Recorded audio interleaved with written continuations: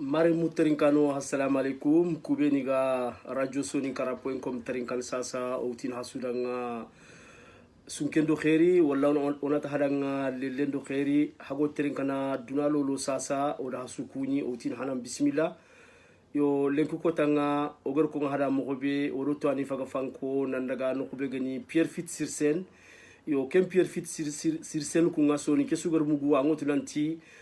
foy khore wandununga ewa soni kallumu ado ewa soni ko menjangu ado tagallumu o suga wini ewa kem foy no nga yo lenki orotani faga fanko nandaga kata ewa foy kia na toti ki hakati mumanga iga kebeger foy kutun kita ango kemme agar sigi iga galakhenga yo saro obuchi diga menjopa ona Allah subhanahu wa ta'ala ona ewa atiga ona mama agadi lenku ko tanka ko gadi o gadi ta gadanga radio kamma soni kara.com odo o akhini kuga maslana ewa fube gen ko ewa o biremo gon kamma ewa jamane ke ado ewa oga girnan kenne kebe kudo o wino kulu kuga suron mo gobe o biremo ko kega ewa suron al hala kebe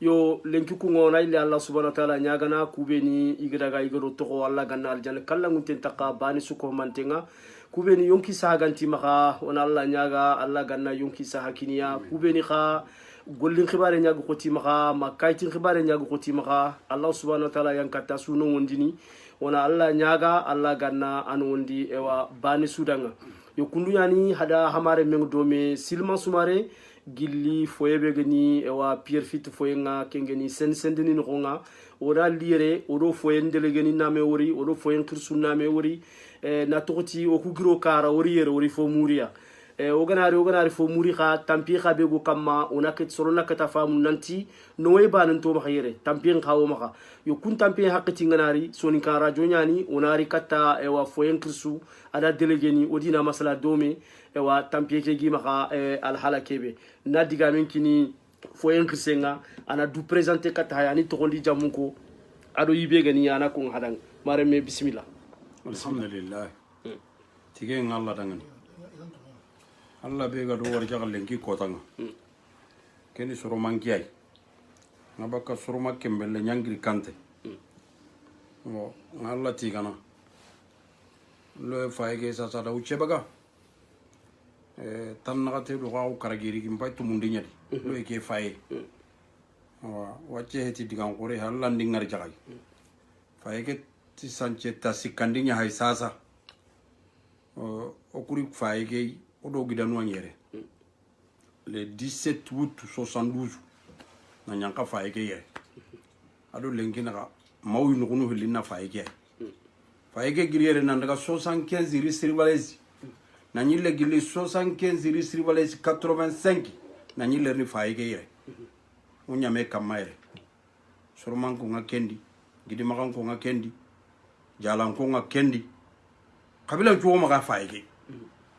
hoda Allah tiga faige gannya siren nan kalengi da faye monondo maka da monondo maka lengi de hukum bay degre be sasa tandu me do ga ko nakati bay kenya no gondi lengi rigi waceti Allah dingar jagay ka faye dum ko kubelu go kane kungani hadama soronga lengi da faye monondo maka mo ndambe chwati o faige denke sanche ma ke kille idola samandi idola samandi la sama yen campagne chwa bo oga isali ngunne kebe bo ida sali la kenke la ke ida non treme da la sali la ke tre eremi susu go maka faike iwali do faike couloir no hari gana sakoshi ngari sakoshi leme iwati ni kala dagashi bo ya ko lengi da eremi susu kutoy mo ngahonne tu faike barendi hada mari ma ko ngondi ka faike me adugulu ngani kubenwa kenni ali si sokay kunga higa betadi aje serebe gada delika kunya anga soni ga kun kallentu anga ndo hankamanu na kan kallentu ngi ko ni ga duwanno daga ni kebe arno takello sallira de uga salli nugube uga menyi nugube hari Allah ma kulu aran lenki nanti hanga katira nyano hukuma ka faye ganto maka anga naran kompendi anga ran kompendi ma ile ngana karanga nabu kempeti jemwade walla nyagana yelle Allah ganoida o sagundendo girinde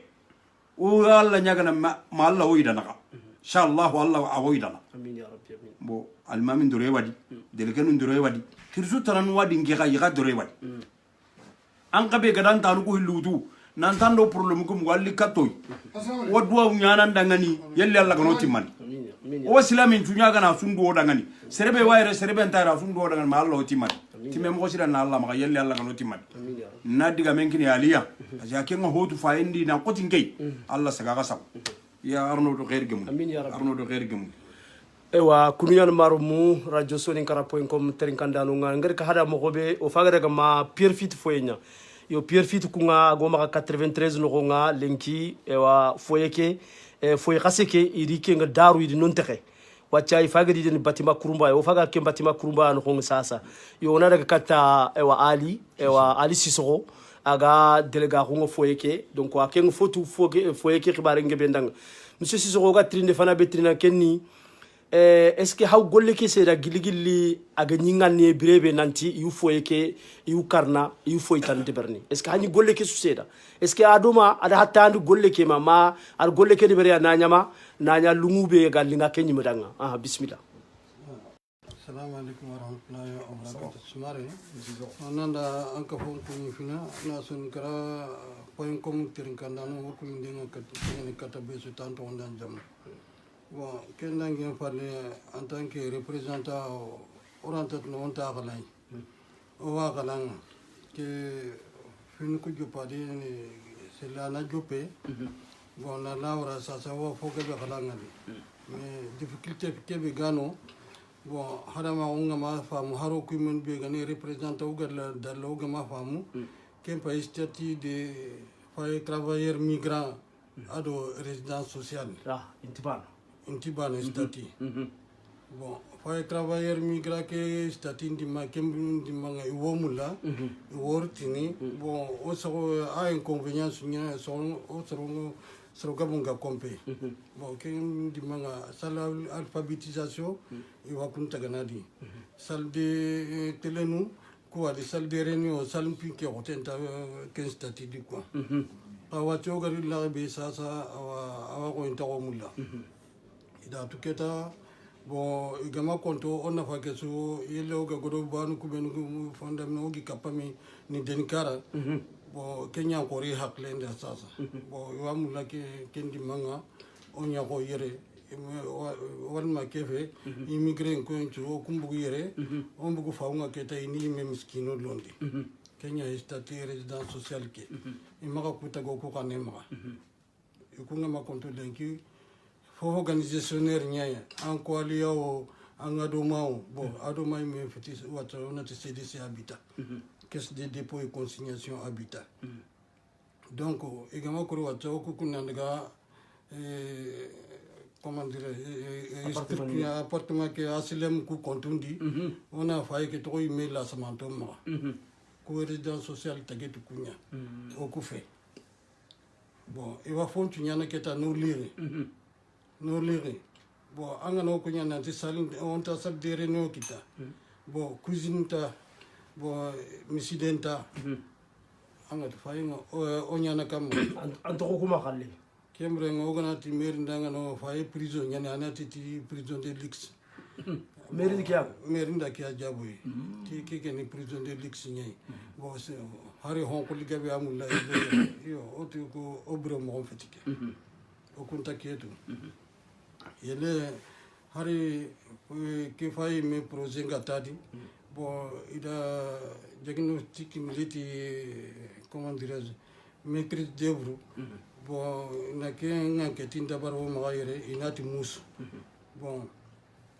kunda sine menyere na harama ko ke sutirni individuellement intantirni sere jondi mais alla daño bon ken kara ke faydu ko nganu ko su daga kara bon nanti o serofil no compensal no misidu no cuisine ora ren quoi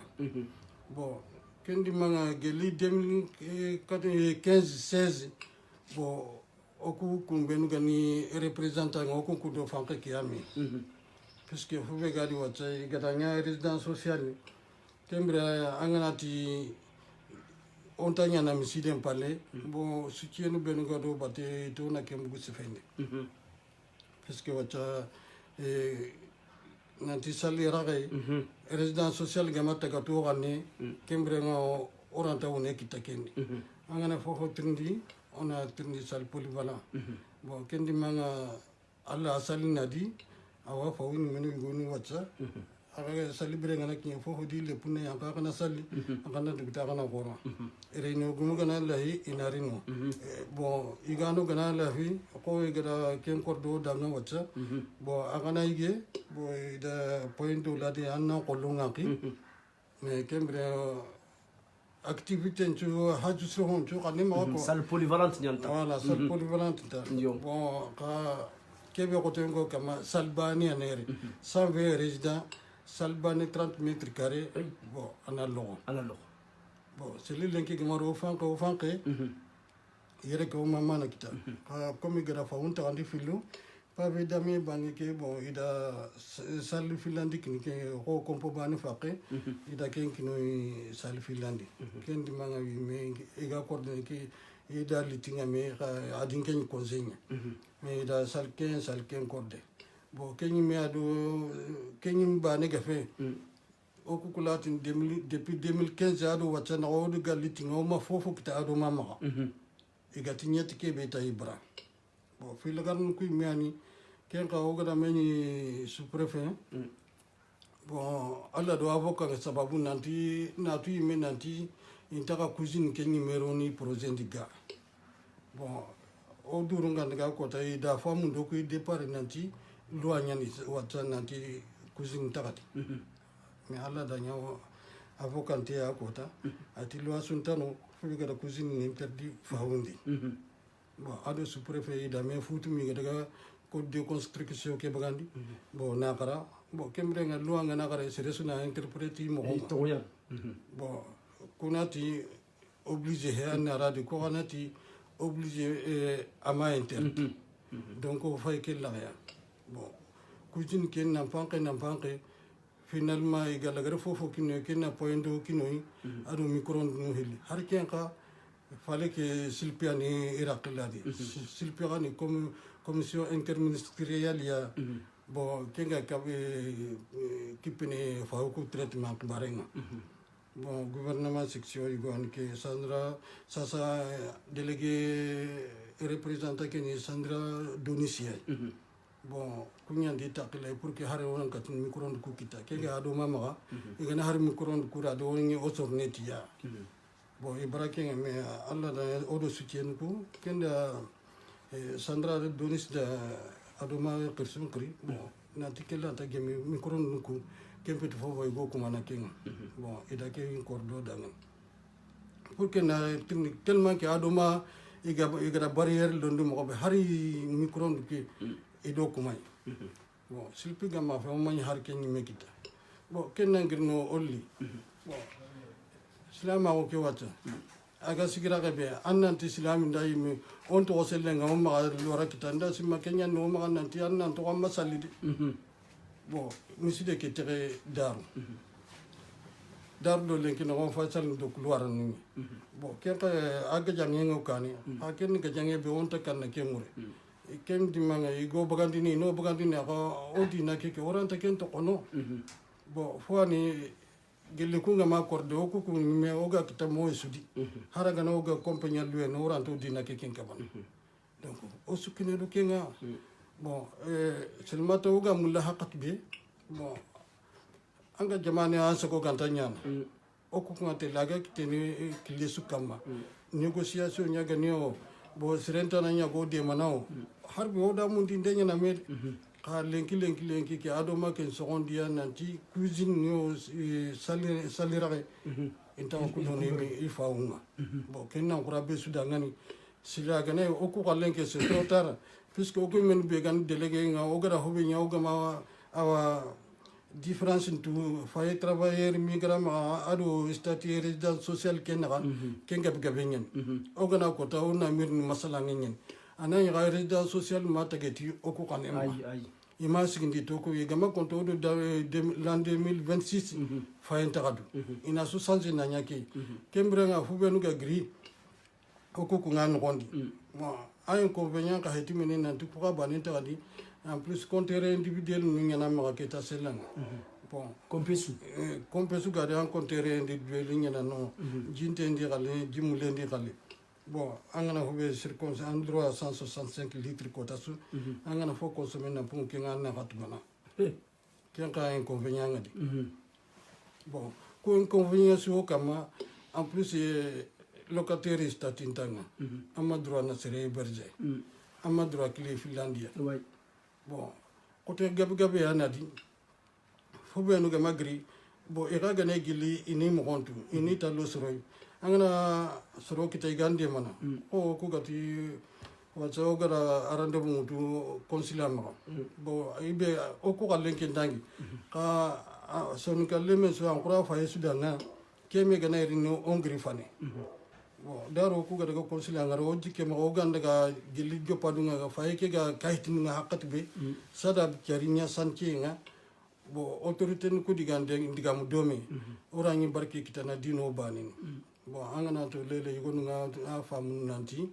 o ma lele nya bori lele nya mania fa intage hadanga nati na fota na mundi bon ko avocat he iranta taga o nyontono bon si peut pas pousser les murs maniang kembra retara no adumo avocat ya diga menki ay resta no avocat nya diga menki puisque oda ngani fo bon oda ngani gadame fo ndam hakati dimay ogar cuisine kay la gay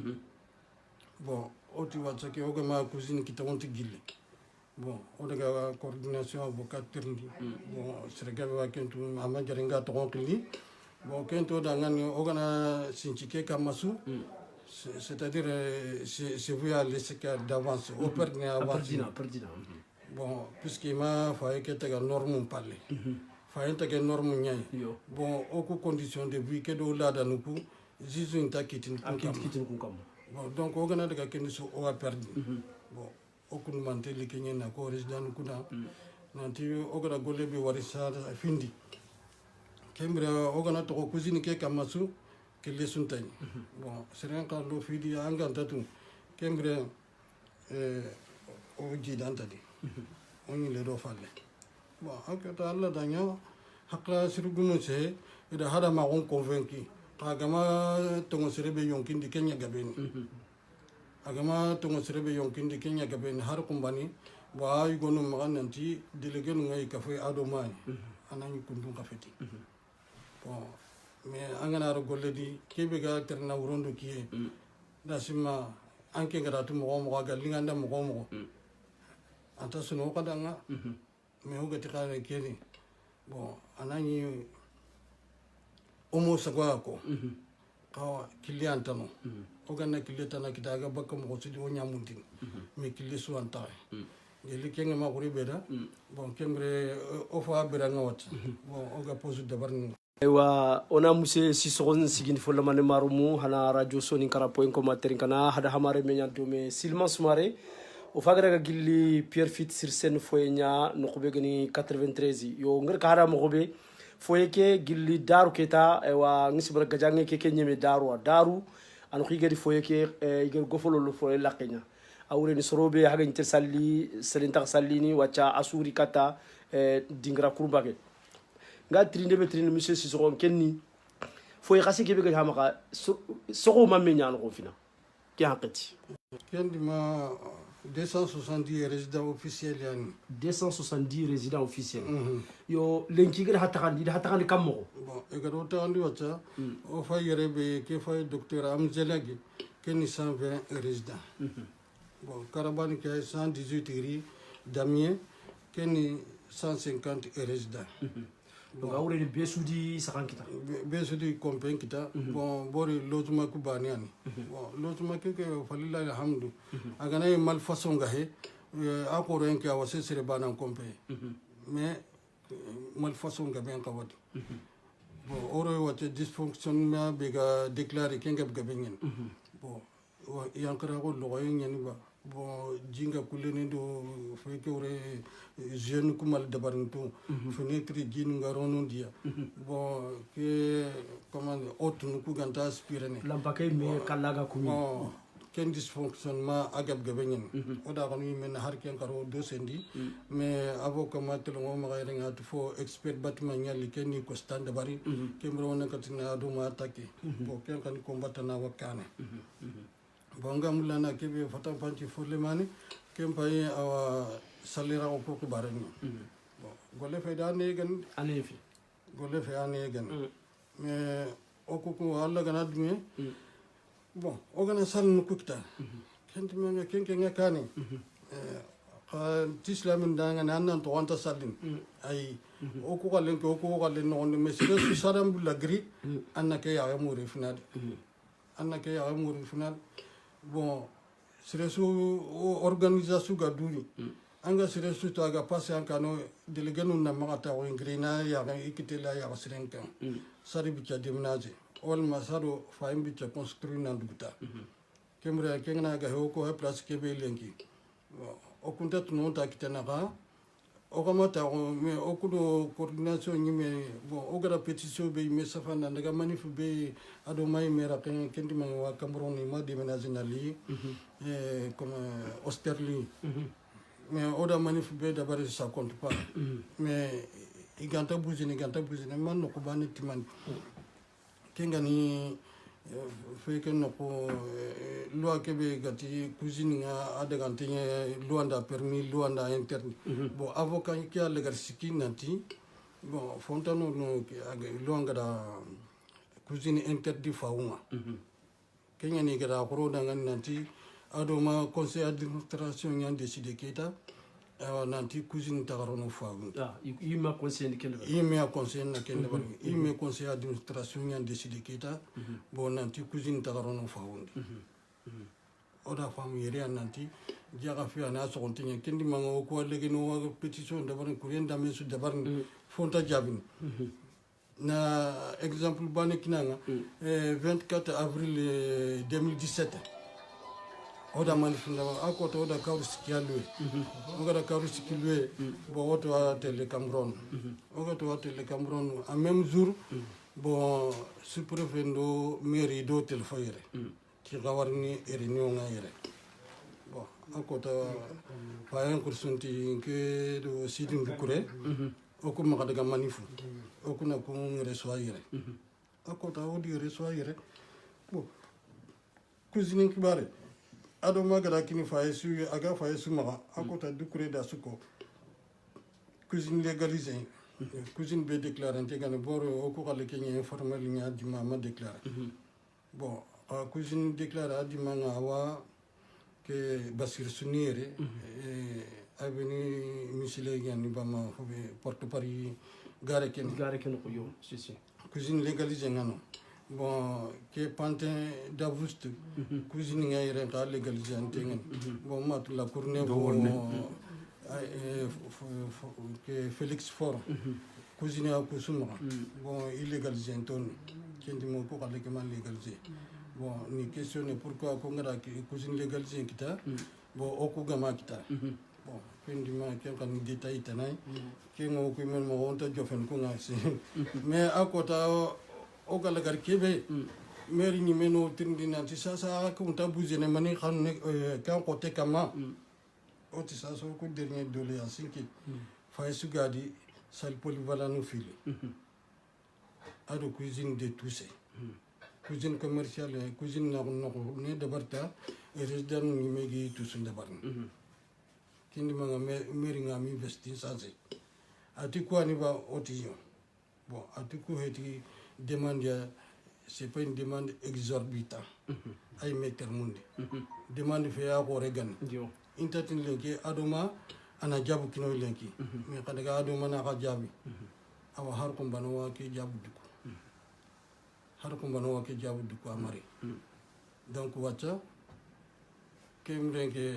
a changé complètement haro gana daga manifu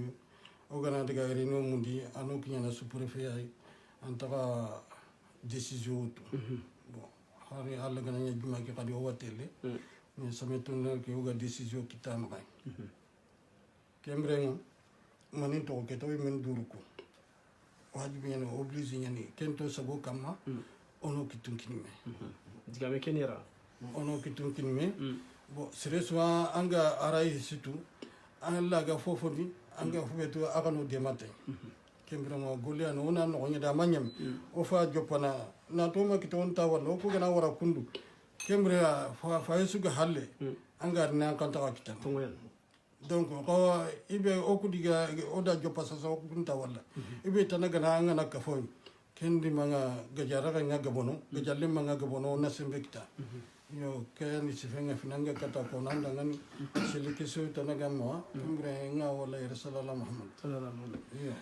aywa ngisi mana jamange be nyani re ibe ga mulaga mas folo kapo maka digame ke ko xani délégué tana aywa bismillah aywa yo wala marumu ewa anda tokondo jamu marmi ewa gandega yo ntandi ya kapallo mondiga mo mugu yo anga diga be ga maka anga kapi maka allah bismillah ewa bismillah ya radio nyana soro nyana diga kanu teringana yo bismillah ewa sefi amoko bismillah agri kebe ko bo Kenya parce que harmare me bo parce que oy man me jamba bo o fa jeno gonya an fam gel galla grani won to sukan mem ko jogo ni fo gaseke o to on to bakka mi gandu ta yere du tande igana yero du tande kembo lari me goru me jamba bo fofo tele dikira ba ngoti keta o iman yero killenga an fam bo hari kingo dange ndo yugo jera kel mor tino ndo ga kebe haga kebe comme c'est pas normal foye pourquoi ga jintu kana pourquoi ga kuran to kana an fam ba halele galti brumanda o usron kap ndo o kunu usron kap meya parce que usron no ma o compagnie agli nga hada ngam nga o usron no compagnie haga kebe bana halale bar an fam ti bo kina do ma gamare indi ke do ma gamare kammo ano taru jamba hakana ko mo jamba je desa ko be ka katsa ekal o fanyi do ko desa euro ko pesu loyer ma me à peu près katsa dio bon ti katsa dio ro je bo o gurma appartement ya ano do ma ke sam appartement hana ile do ko sera kap do ko sera kap do ya agli ngada anke ni jara kap do ya bo jara gate ni kap do ya agli ngada kala ngada ken anfam kana titi wa foye fede o kunu foyenya hado misil ga hado cuisine le koy bon ça o soro ne mine déjà hagar ku gasi be gre est gasi dal ku ngwan ayo ko kan dum pakko bono yimbe mutu ko pet gasi ni anfam asu bono ba haka ke be kam c'est pas normal anfam bon ati bo on verra ntinda ko on verra c'est comment yo monsieur Gandega ngana ndiga mu ku famu est-ce que là utini foye ke kuru asugum amutu problème bego of tambini oui on a trop de manifester sous préfecture serebe win foye ke o serebe win foye ke o on a ka solidarité nyaro menaka awre ro gara daga par commune nakati comme kër hare brembe o gara sous préfecture la gina jangal jama ke gebe yan est-ce que wanki magana jangal peut-être har foye ke ku beni mu kompungu ma soit mo mobiliser ma kuru ga tala sembe kita parce que harbi gajane mi ñeme parce que angana fa wacha angor ko mo be gazini ku harbi ifini bonno kurani ku inti normal no ku yoga jinga ya kana escalier ki fagar barrière yoga go munde parce que travaux ke mi ñeme pour serena ma kono yankar don yu kundi sécurité yari bari bo kesu mi ñeme khiya idi jondi ata na hakulli tiere donc anken si est-ce que harati lenki soro ngini kitun kinime igati e wo corona adoma ona daga ma obu sere kata sere jogini mais manifestation nyanta digan kanni parce que tunka nyugon kanama kana haybe nya est-ce que lenki soro kuna ka mobiliser nama anda ay ka mobiliser awro corona ka wagilia kan ka wagilia kan so na ko giligi asu ka wagilia anfo o suga na gri ko na fena magadi comme ça c'est bon kala titi on digeli no c'est pas lo gara to da manifester mutabi banantelle voilà kan no ma asu qabtlia hari be kan ano ino dema jomana go ka indi debarn ha indi debarn ewa kundu yani ona mo na kini almami tirndinde bana وقت دانجي دقي خلنا tribunal ya igati nanti misiri kente fremene après gara freme xamame famu wala ay kentan gemre ko ala sisogo ya kati Sisogo ya kati. njabi sisogo assalamu alaikum ay soronna famu akebe gadu tafana adoma dogri idoji je referengi bo igaro wasinye referenga pour que juge na kraba kiti bon no bagandi plus rapidement possible o ga daga comme no nyago awa jitanu mo ko soro aga dingira contrat ta do bayer na yo ta hana da no juge na kiti no bagandi kundo ken juge bari ma ken kitia adi débuté sinon jugement manyamen bon et que ne référé ma il n'est pas compétent pour juger ça kembre na knya tribunal de fond kenno ko anadi référé nyandi débuté bon ahale dogri tribunal de fond matul le 14 janvier on daga ken tribunal de fond bon ken faliani a résultat bu matul le 19 février ma 15 février bon résultat bu yerenye kondo perdindi nan asababu nyananti ogara no ko kebe équipé au contrat valable te feti yerendanga kita donc oga bu yerenga ke obugu le contrat n'est plus valable oraga no occupé donc au perdre que sababu donc kube gati arminanti ha gagné misile kenan to hamaga donc awri ni fami mbala ko jan kenga fami mbala ko nyina ma se fenya famu amana ro golle bon ado sefyan kadi anna ko no mo be gara galinga butenga aga kan serondi serem foga ben ke bon sero foga ben na kenya mun na diga linga mu trondi hara gole ngata de ban donc malheureusement artal garni kenya ndo ko tumbo ko soro nyime ndi alla ganta diga linga ko no son ngani o ga daga o daga to mo ki alla garni o ga o lisigai onti aske ada ke ko gelifane de o amarga adina na diga melingen ko undanga na mengar kumbana haranga masire na kuti dude anna kuti annin fayita inam fayita ana yora kunta kini sallallahu alaihi wasallam na no fila litre dai anga 405 diero ke biga tugena après anga na kura ke consommer na kafkenga faut que fini ken tugare ma toujours na 400 ay hoka ina ya faut que fini anga na dali hakika consommer ken kana kafe 410 ay kura hedi ji donc on a une consommation. En question que ma bono, puisque a une compréhension à famille balaonga serega bema. Bon harbi wa hina tuwa Quran tu gana jin tu gana. Jinyan tu gane. Jin kaga tu gane mo be sere su gade andro à 165 litres ya. Ça c'est la moyenne. Ado mama. Bon angana fube dangi consommer nan dangi kendi. Kembre ina facture ankam. Ina ken facture ankam. Bon kebe godi na ori yere o wa kasu siki bakay gay na konte do sronga ka sere sunta tini ke di konte ne sare yaare manque de transparence ngano donc I want to continue for anta manatu bon kenga agananya mo abide pouvoir gamara am ko petit kenga en compter nge normalement nya foni en compter ke anna waranya nya ga wala anna ko me kenta du bon ikuna facture ta yo compter lu kuni minni compter ke facile la kiai comme lo nyanda kem prevani anta appartement no onda na couloir no kuno no nyani bon portière ni gono I fermento nyana kile ima igarlo mu ni mama igarle mu bo ay mu ma me yere le ke entreprise tanan yo hakula taxe de ni ay o kunta c'est pas transparence pas transparence ouais coordination da se fenya Cambron bon d'accord pour l'instant il a tenu ouvrir maintenant sinon c'est reçu dans la grana kalen ko yanga mais délégué na organisé bon une matinée ou un après-midi bon on a qu'on ouvrir des maintenances là on a tourné d'abord c'est reçu dans la kalen pa nangare mais ken encore verbal ni ama appliquer fna bon harke salo bi karimi odan mundi ma ko mo oga gri consommation ke be incontrôlable nyano kuna onya consommer sans limite bo gari fay kurumba ke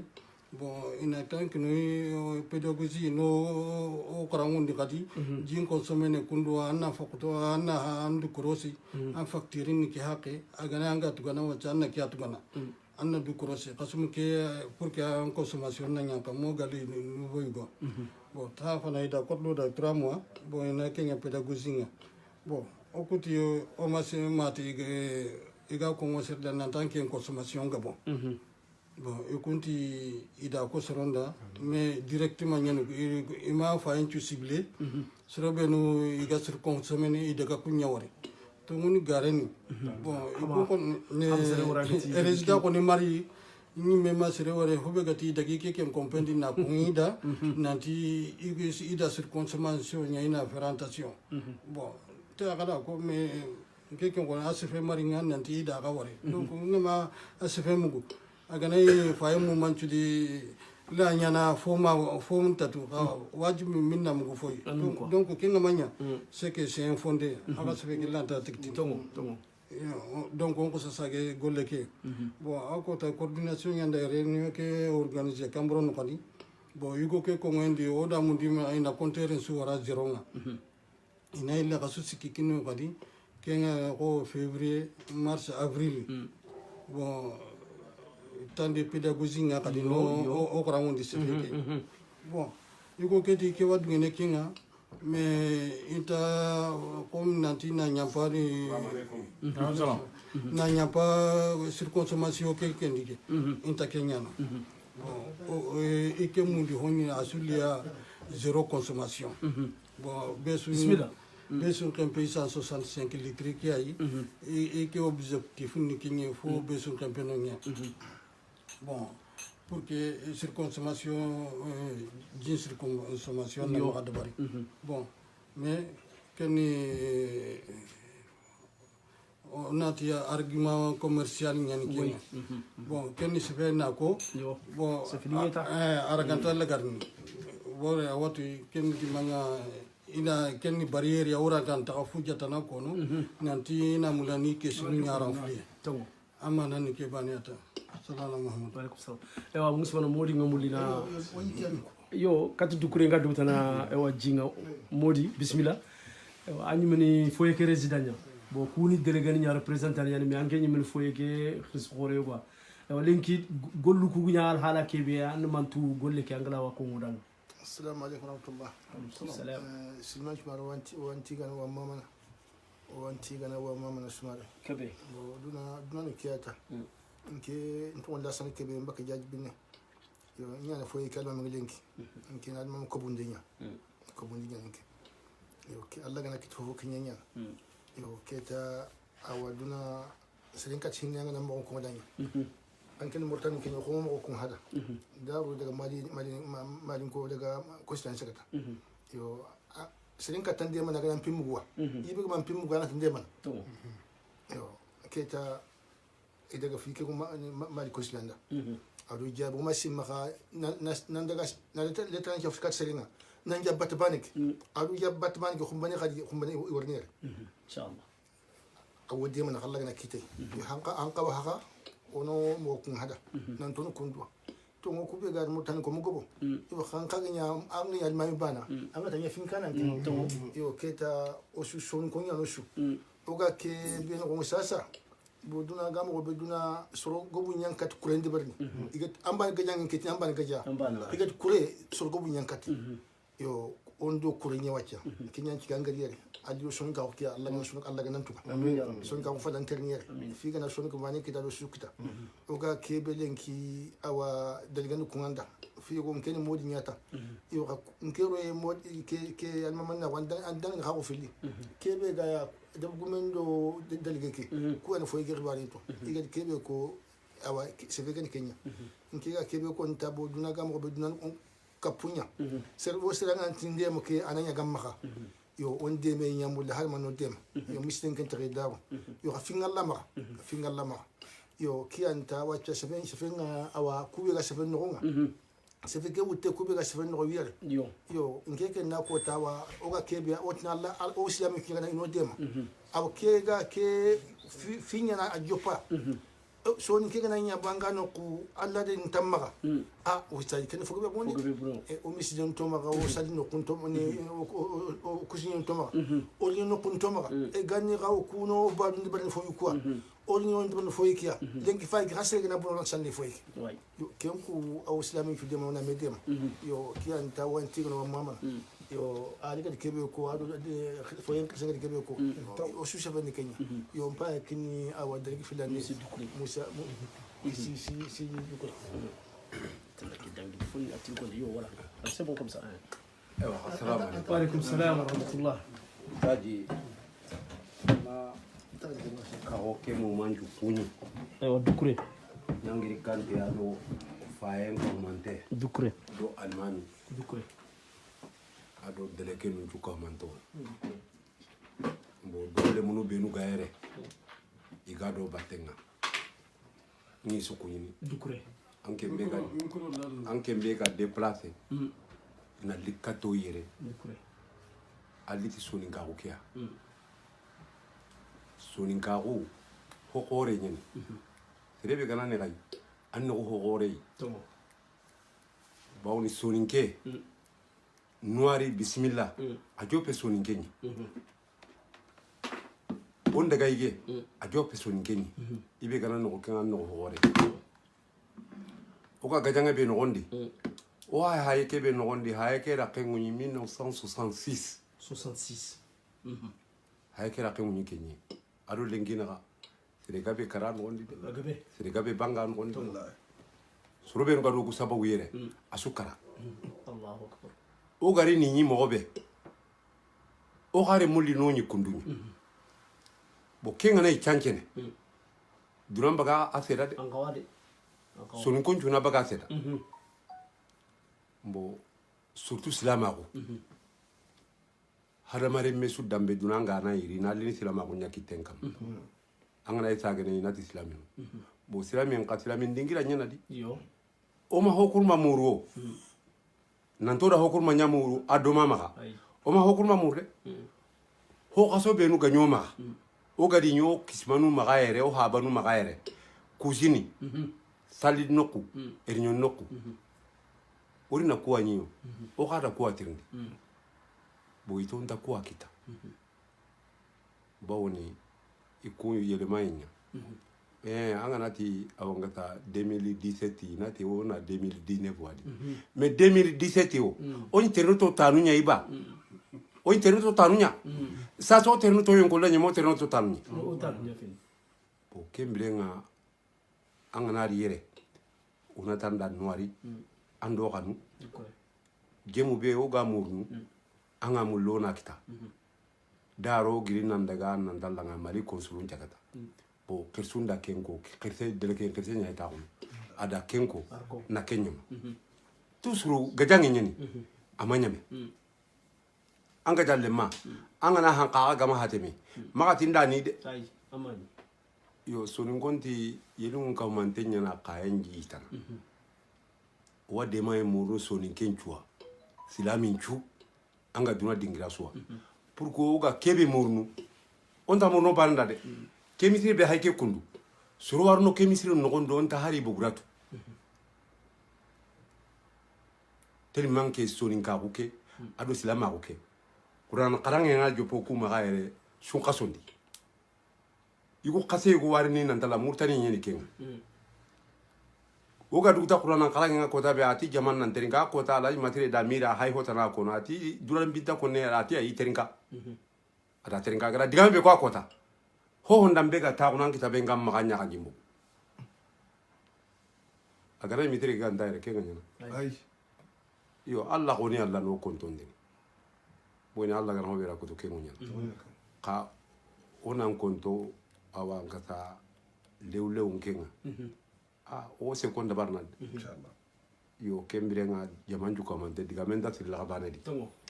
ngam mama me sekebe nan kamama boyni kenan giri na lire sababu nyandarde sababu da diga musiki ki kamanda siko ati imantirndi droke imantirndi te huwa imantirndi ngono me yi waran nuku anganta mongoni kebe kena li anya sababu Allah kan ta sababu ke bulu Allah kan ta jike bulu Allah kan ta jike ke bulu usu ko man denga do kebe Allah kan ta nyangoda o kirsen pay ta kunu o alima min pay o ga do hobe batenga Allah kan ta nya ka warja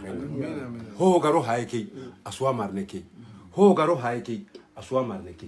kebire nga Allah kan do da hatima Allah kan do da hatima sara hucha diga men sigindi dukure diga mbane ni makangamula anako foye keda yebo comme khursunya naku yebo hakunda lere linki generation kurumba yanga ko mangor ko mo hakunga ri ni agar ku be nyeri sukara yebo le mun ku be ga ga rote gana yero ri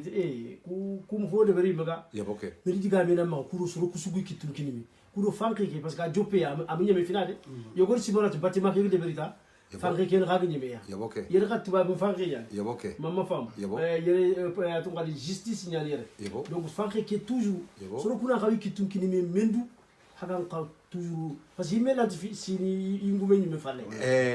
en question ge minga nandange hakke monsieur Soumare question ge minga nandange hakke o ga hanke be to na le mun ko hanke nga o hayri mun ko hanke ni yo parce que aka wan gondi sire la wale men jarna ke nga ndata kam ma ko ben alandian iwado hoyi na dalanga Allah ndata gida amin ya amin ore mu be nuga sarere ida kumbono ndia ni lagi manu di halo sasa iga to be khili anga tu delenka itini da delenka nyo fide immigré et pourtant ikulle mummaranto nyani wallahi tibaw le mengana hobure ndabaranga na anda henta kundanga na tilimine nyana ti kiare men me ukure mungana hobure ndabaranga ni henta ille ngana kare na daga tribunal bo ila lemun mbogo kitele lemun ga bono yille sagandini kato ti delen kam nyen bo o khadam ku lemun benu go ma gaire ndiga me be ga katia o ku ga rere wakati be kenda ni tusen nyana ere murtane tuse giri ma tuse sorma tuse jala tuse commune ku segi ho ga di tuse soronde ngana nga kota be na dalanga angili go la nyina li na dalanga na harbitira nga ga ne jorno orna kenya nyoko summa kalliyalo kurumbo kuda bonondi de ida bonondi lemunuku alla ndaka tini dan chore ida to sumbonondi bo oga gajange kebe tata misire ngadike me ole munuku oga gajange ngade oku ganyo o habonu ure mobe e ga gananyo igano batu kunduno e gare mungarni ni ke mogodi igi bata yere do yere na manef agana koni ho honda be gani lemine bukan nandaga una masorten kita yo amana ni kenyi sura ko hay sasa daru nge meda hoyo go ko lemunu kuda imada bar sura ko hay igana sura mbare daga kilekedi idi telefonu nyanti ki ga asuhili iga filmen o ko hallu ku daru nan dalanga sere bane ga henga dangari ken kanina nan dalanga bali bagayo go gari agada a filmer sendini ndo nge mo wor Kenya le kisoba agada filmer bali gadi hakbare lo isiti ka voilà agada filmer bo kuto ko tale hongi ma isikia bo ntiranga ne kada photo nutu kada photo nutu bo yukunda utu yo kenno harati yenyi tiba on kana masurtenyi koron kay lemunu ingiri incigi okuni oganda ere ko mane yana ere o ko walla nyeme serebe anga go ne kata kasu segi kasu tumi anga le manyame yo kembire nga hibe konanda sumare lemunu paranga iya kiyena dura di ingiri incigi kemisiri kana kide wona to kiyama ko kana ko ngara to ko ma mo bo kembire nga ina duru hoto inka hoy ona mazurte ndabari pour woga do kebe mona kita kian ewa dukure no wari nismana o khirse bukhari kadi ewa ona gandega aha gandega yo taweri wala tawkane yo kuinda na kala wa angana duwa la manuko agasriya yuse gandega nan to konda jamuko to konya jala yo gandega harangum kenken ko problem ti angana to ko banta ansriya daga gilla shana ewa gandega ngallengora sumari diko gandega nwari gandega wa mama no wanti kana la ganan tuka amin ya rabbi ko ga ke problem de no anga dan tan filu tunali o de mandenga Allah nambraje no hakkan Allah ga nambraje khair amin ya rabbi ko kuma ko sundu ko delegene ko ko soso ko kenyando so ga so e kengene degeni lo è 79 fois 79 ni sarangu tu 80 ni neto 86 na ni nani chanto halin ko take uga ke troyonde adu man ta shiramu anta shiramu so fini de no digi adu ma ke ko no de ndo ko no ro ni kinoi ni shiringi ne na legene adi ke kulwa so si ken ko ju gani kele so se e gari ni shige ita kanlo ko o da ka kanlo o yo ko tele ro ne ti no continua con folle ne yani kana ka kita vule ka ne le kana so ka ne de jouer ko ta de ka ne ri ina ka yo kin har la gum bara ki anu dina ko salini ko salini kin ko cuisine fontona con la comode sugni crolingaro no kudei e tu con che noi non so che hanno che so che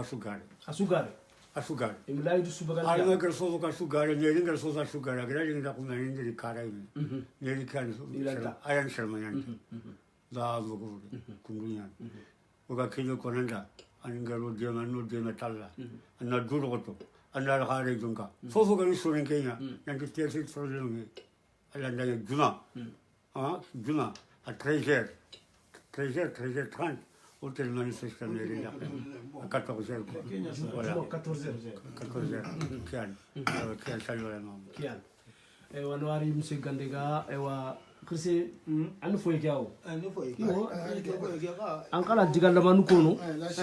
ona me kugundi bismillah tokondo jamu nke tokondo laji silla micro ke tingondu nke tokondo laji silla micro ke tingondu nke tokondo laji silla ewa silla mbaka kande be ban baka gidi maka bokhoro ewa nike foya ke legel nke ali nike foya ndo gida ni nike foya ewa kungira ni khay khani ke foye bani kiya ewa nke ngal trade dakara khingari ndi ni fini ko anyaka min tongi maka anyaka min tongi maka buru wayre khirsungere ewa dale ken ngere ndi ni golle ken nyaka min tongi maka golle ken danya ka mi ko on kegir kara ngenge ni mo nchoron kungere yo wayre angana gari angana khirsi angana gir no kanal mu takono le mu ko na jomu kita nke me jomu kita iga mu jomu kita de ken kunga waye ke ga sigira ke be sasa waye ke mo nga koto ma khatasa ogana demanda sukita go demanda ke foye khibare ngalenki alingoda waye ke gona koto yimme kita wori ke ngano ko sal jama ke fina kenno ku islam o da daga o darniya o islam o do fisin ngir o bangeya odiri o bangi odirniya igana ti ke ken kutu mo khatasa kenno ko fo ay gado xam islam ko ngado kutuba ko maka ber islam nga daga salil ba nga ta misile ganda ma ko an kama kanya islam to ay wa islam ko nga mitimme keta ke miside ke qote nyano maka e wala mun ku be gari kadi odir tiya nan tinanya ina nyongo falle ku kan tire kunna nyongo falle yo xigana wala mun nga do maka yergo igana shaq ko hadma ke mo nya kundu aw ko fo yende soninga ko asankuno kuma on me kamayre wona me kharamundiya ona me dema gollunga beran kapalle mona gollu bude bara annat ke wara ku be ga sare lemun ku be ga sare kun qibar ni kun idi fa ban yana ko ku lemun be ga rin sasa o gana kun khawara gana bo ge bakoy kunya pardon beran gar sere sura sere de be ka ngya banita ambono c'est fini antu am parande gella nga soro no konya khanga bugu soro kun no konta an kaga kebe gallinga nan de barniya ken ko ngonu mullo o suna nyame kamma on mulla fo ke gella gananya su on ke nyamulla sa igor ko mo be sa ne masjida ke wudu ken do fati ke o mo ken kita e wa sal de fe ngudu o mo ken kita e wa kusunge ngudu o mo ken kita o la mo ko ka sakado iya on an ko nyan chokodo yade igana ket ken kita ken dal linga o danga de on ke nyamurno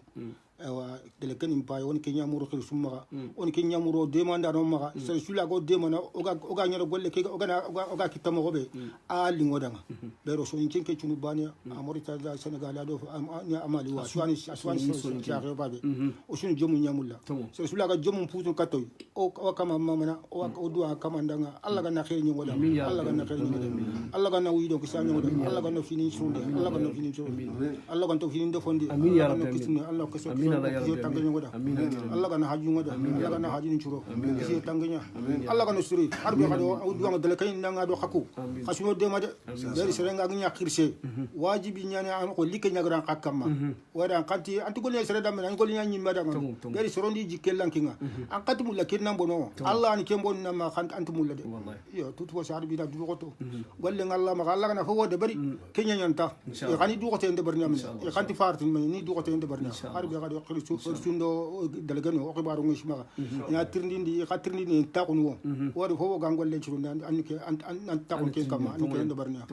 kenya ke an ka trindi bani ani makata ngirse anke li angol nya jamane ke malin kan en retraite anda ka makara li wallahi ganni tubabi ni ko antin ko yima ga intel rogo kitu igatino danga hari royere wallahi ina logement hari nationalité ke intel soro nyamuru igati li nationalité mutu ya lenki manni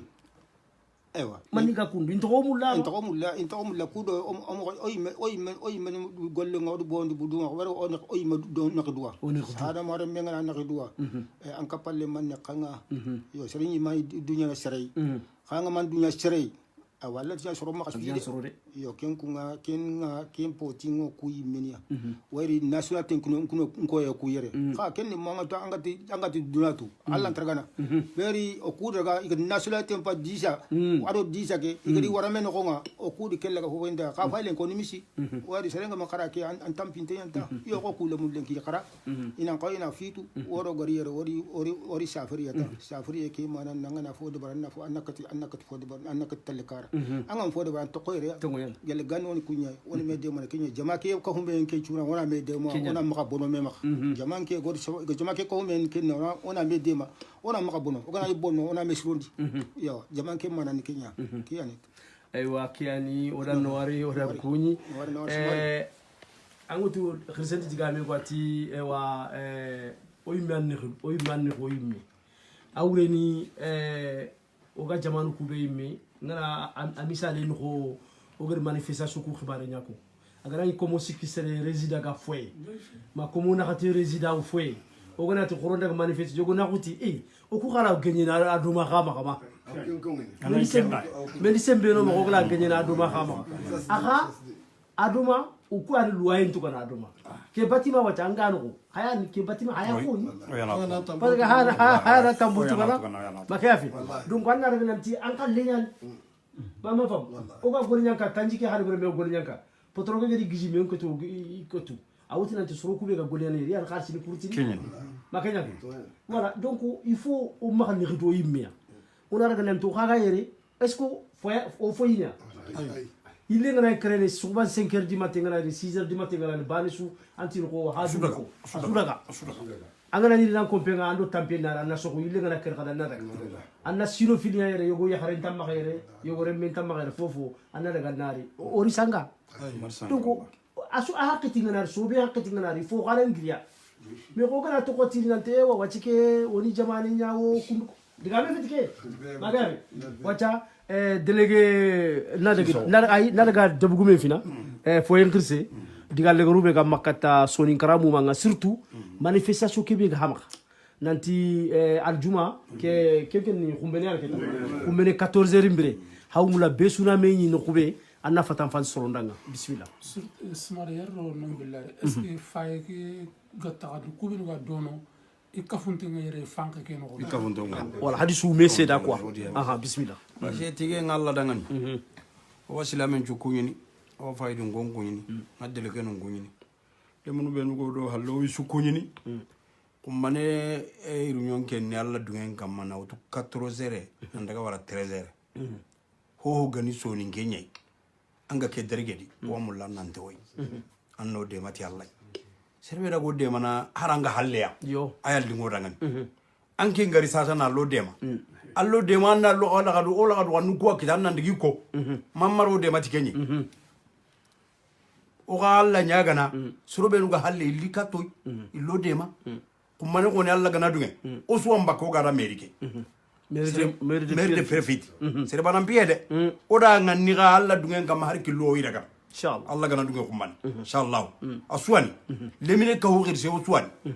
o da iri nyon cinya o to daga na Allah gana dunga o daga na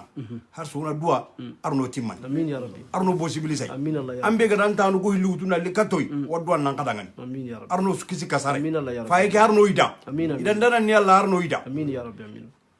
aganyangi ko tabe sere suka sako fa yake sere suma kanka salanta kan ke miside horma be ga ke miside di ke horma be ga ke miside di sere tun ta to Allah me bane ga har soronga sakano nga wiranti maka nan daga sok miside ga dina kan kanon asu Allah khairi ke miside tekke adigi sere ga be de adigina ke naga kunda ke hoga ke naga ala tutoro ko na kini Allah parce que adamare me hibi ga nam piritan tanga yo agana piritan nyakenga agama lahiri ko gore ngamma har sa mo hiyo ko gore ngalla ma ke woni ga sirebe nu kunyini adele ke nu kunyini ngal mami kunyini korno ki tunkini me serebane ranta hinyana de darunda ko batundi tuduji angana tawundi ho gana honne min anta ho nyana kay serebane ga ni la kenta ga Allah tamin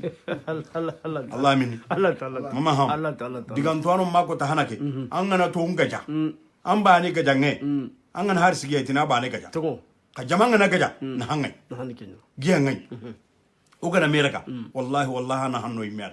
mpaka da kebe kanda ngani digamenta hananga mawasa gai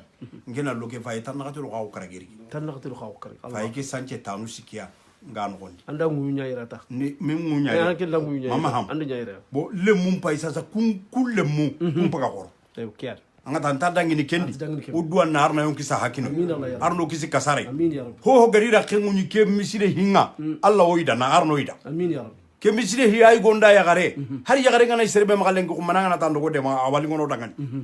ali ngono damani ya tiwa unkan na jamanya nda kenya ko gen ko tanti har sura ko nganai har ya garu le ko mane wangi ngalla asurinya anni ngalla do mania parce que wari demande yo demande anga di ngari turi watri a kuni demandano ni yo ka kenya na arno ida arno kisi kasare ko to be no arni girndi ko te girndi ala ndi Allah yelle Allah gana ko te ge girndo kam yelle Allah gana hammin ku jara kemballe gir sa ko ngi ngi ma tampille bi to baga koy pangar jaganye alhamdulillah bo keda lali mama hunga ay me ko ne sino hilli kenda honya kange galle tampille bi do ma baga yo ko hinu ngallama kenya ni halale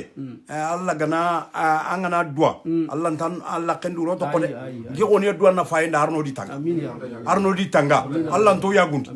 Allah to yagunda bada Allah to yagunda bada ka hernu garni himbolon arni himbonondi te Allah medunga tilenki horma an kabe garanta num pilutuna lo sakata arna barkera arno dangar jak te Allah medunga assalamu alaikum warahmatullahi na diga men gene monsieur Sissoko ewa foyen délégué chriswe wala anke mo golle ke suri tu gilla jonga duma sasa ka digal le rube ga maketata ako tubabe gatini anderere armo ngel kebe ketata ewa angala kun sankini parce que dura suwa fa trinkan sasa yogo france yogo ma bamako sasa tronganga donc o ga makori mobilisation kenan de beria mamugu kawati ka numu mama fam solidarité ki fona ke jade igana ribara foyen kibare ya agaketi aswangira daga igadi dina afa kurumba ke akota lele o daga ngana hade men ngora fu ko mo kare gansa ya aga siki ali kado le be ko le akota da ko inga internet kam ñu nga akota nda suba ga le internet ki akota donc il faut na o kitunya kinimi yereni fanke droit njamanunya o gana o kitu kinimeta on na wadema on ti sere kata on ti faut ko sere o te la talento on droit nyamu surtout ni droit nyamu voilà bismillah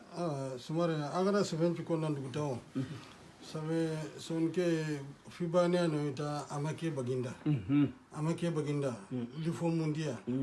bo kengana ga fawga jamani ke ogoda finu ngarde hare yugu benu ga yagni mi mato ne ken karawutu ka imaya guti kalle ngai baka yo tout à fait bo oko ga galle bo ore ha yunda ni ono jamane ndi fa onta hart noka kendi manga igana to ngri ha mobilisation suga gringe gara ho bere marki angana to go gana bugo anna nyini fon kulu benu ga o soutiene ya fu har fon binu kundi fo kunya pu fon binu keli to gonya to angana hara hay bo sans papier nu demo gili almany na grere ni ngadi fay fon kulu be gadi batte ame hombi nenta di to o jikku nyan kenga bo kono fo fona kenya bugo tandi soro ga ka ni gadi qorongri kimbrenge aga gana gridia kenya na dankoro ni tongo angara muti délégué bon sénégal délégué parler ana mansirono délégué contre patron point na koy patron fait ka soronga délégué be halle yo fo hada ma gonna yerenya fam délégué soronga palle haranga makara bo lenki oga ke beri lenki a heti délégué karamba da Allah fo kita patron na nya bori na garo ko na bulo fe mais anga ma hare karanga na patron da bulo goni aga to soronga palle avantirin kala tongo yan no oga ke beri lenki o ma ga menene anga na yana suru kan yere ananya ka fo neti fin ku kian kengana ga fe ko ngada ko fananga mo be ini oku duru ku kan ga ko ta ini to ku da ngani ya ta lu anyanda ku sini ngi terdi sasa hala bu hala tak aja gara ga sun to ma kan nanti o asigindi ndi tongo ka fo kan gano ada asigindi ma garna ti ado ma conseil administration nyan décider kita faye su ga da barin ta garona kembre nga fofo gani faye résident anda ke sefe mu gulenki bo iganati wa rénovation fo ndamna na ko banjo pagela ga batendi aka gama gri kembre nga igana to korongri a ganya sura ke nga nya fulle nga fonta na ngati korongri koronda gata ko ongri to mu ongri to tanunya amala higilia insefe ni ke gati korona ke dabarta koronda ga allahumma salli ala muhammad kian si so ono wari mseke be digale gro ma bismillah porno digale gro bo andu da bodi na tuwa السلام عليكم ورحمة الله وبركاته. اسمع جبالة. فوين قرسن دو درجني. أو اسمع لي أنكل لينشرو وأنتي جنا. وخباري وخبارني كيا وكي براواتي بناشون ترينكنا. وخبارني كيا واتي كيبه قوما واتي أوندي من يوم نشو. سو نكين كوسوسو. وسيتاسيون كيا. وتجا كي كجاني كي قل ماروتو وهبغم مسيجة. يو الله كتير داروا. yo wacha sifunga tena kebe bo diamandenyan ko deleganga ko ke jamanyan kata gajana tongu dumen so ngana mem fofo kam kenya tongu duran du haggan fofo kam anya tongu yo khumba no tele diamandenya yo ganci foko ngente ke sefe ya mulanya ogum khara sukita woni muluna fokin kita usanno ki wona ken kita yo wacha diamandenya ni be suga du foy suga ki franchi awa ide murni o de mande murni alla gana kito khumana o tele manifestation yo ko ci ko ngente ke sebe be mamugo angam fofo mugo alla tak mande man yo khad national tele kana yo alla gana kito khumana o tele awa manifestation o duwangi murna suwa alla gana ide yomoda be kharanga mutakita nan duwoda alla gana sugon takwa alla gana sugon takwa su kube ko kana alla gana dalla muda dele kube ko kana alla gana barka yisefo alla gana noyidi kam alla gana yidi kam alla gana noyidi kam wanti ko so wala na leer ke ko yo dele ken desernya 14 su ka 15 meri laqi kianta mbay ken si dukku yo ma tuna mengira sugli 14 asuna me foye kirake 14 kebra su ina daga kata wa american monsieur Soumare dukure ewa naga kunyi naga mama taga ngani ndaga hakle sirenga dukure mbo wala nyagana alla gando timande alla gando timande amin ke birenga digal lagare anta gilo ho honda be gani soninki ho gani islami na utuire na wara afriki awa misri mpinya no ido misri nyatere o misri la kenya tere ona kenya ga jangi sire o sire angani almami nyanga afriki angana salli gelli hara angana nyang anganta do batenga angana salli kana u de ma duwa pour que ora go misri kitana dalango go allah farlan jallu ku salli nan go ngara kana mo 66 do lengina 66 urugabe dangi de gabe bo nali kenteke nandaga bo silaminu kado de mado hobe nu gaere o amur nasu maga kumbane 14 heures perfiti merikei ho nambe talagan kiyanando anna lino ngana anna lo dema alla golle nyani de sere golle alla golle nyani angana tamuta bane uta da baraje Allah ana hakantu awa arno daga tuga barante do kursun dalando kane o wada ga batenga urondo ki o haklenga daga yo nganenga daga batenga angara mugu deleke hallan konyin deleke ngirsen da kona anyama ka gume nyime serika ndampa la na komar anyime serika ndampa la na komar bo kembere haramani surkoy deleke ke meni soronya 271 personnes har ken ko tanda kenya ko arno daga nagati awanga saga kribe nga kribe ati kena adoma pe repentance din kena 271 personnes à personne donc il faut kana kentwa bon kembire arno daga timan kanwari sumare assalamu alaikum kanwari banka jabudima jikine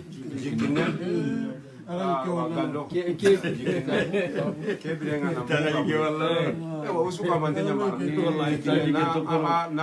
naga kunyi naga mama akagara golle be dabari arno daga timan amin ya rabbi ayan kersen dile mun do alman dile mun aka golle tagemia aka do golle ke be Allah ganda atoli mun Allah ganda kino da Allah kino da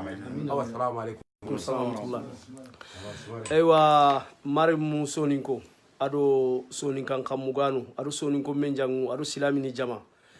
ogani no kubelenki woni wa Pierre Fit foyenya foyeke be gel ko gilgil 1966 agoma Pierre Fit yogoni tanakate do sino karegi gake foyen ko kalenki wori oga kinye degre ke belenki wa ganni ganite lorogo to kitu gati no na ligolinya jamane ke wacha isago lighinia ifagalo bita keta oga jamambire kebe oda angiro karo orire anganari miskine nari dambate imu fidisiki dambate wa cuisine khore ngoma anganari haranga tseretu foyeke angari igelere nyata angu wore cuisine sunu ko angu sina kitu nyawa kana ana yige dipate miside ke mun kundunya sere wo sere angana ni debe no angana tuntinko foyenta aya suraqew silami ngal sere su France no ko angana foyenge karanta wa makananti ke foye miside ngoy anana salano ko donc ken ka nyoma kundunya lenki monsieur Sissoko ko fana ke délégué ni khirsi aken fitu golleke igeti kubera nga résidence sociale keta résidence sociale ke awreni o ban khalle fi keta khumbene igana sans abri be wor bolongeke dingra kan tamaka ila walitini kompe ngi maka foye kina ina lano ko ina inosu o nyakati ndo soro ko abate donc corona ngiro na mfanke parce que ogana golle iti comment on appelle l'homme ngurundo yelenge idi wora wuru mo gonya ya kampi mo bo agana ni kete o yimira o yimira africaine o gati nanti ke sa naki tuwa bini gati aki awren foyani ndinta njogo inta lokenken kamaketa ken ma xawim firni parce que foyu ku idita ko to ya xanne ma igri to xanne ma ilo salini lanko yogo ni salle de café ni yogo salle de réunion ni oni yogo ni woni nyaw sogo parce que anga luwa en kabe anya kani odi yogo ni nyaw dulanga wa misidu kalenki itini kenso bakoma donc ke fanke ngisi mana jopé sasa ya amunyeme ona digamenda ni ona bubu sumare kuni aya gani 93 wa foyuku wa coordination 80 plein communiqué aya gana khirsenga ado tombe camarani iganti tampini wa ado Moussa Doukoureni igoma kama wa lebara foyenga ado foye sugo maka France loke foyuku délégué nuku iwi fatamande berni mais digamenga no ko bi wona susuko foyenuku résidani yogoni oy mea kawantontume oy me kawantontume khoron kawmeya parce que christian ngira ko fanake atu mo kaw duwa serenga mo kawani me soron kawananga ogana kawme ogar soro suuto ogati nanti isa kebe yan oy manke khoro susu ke dabate parce que patro ke wotulanti akenga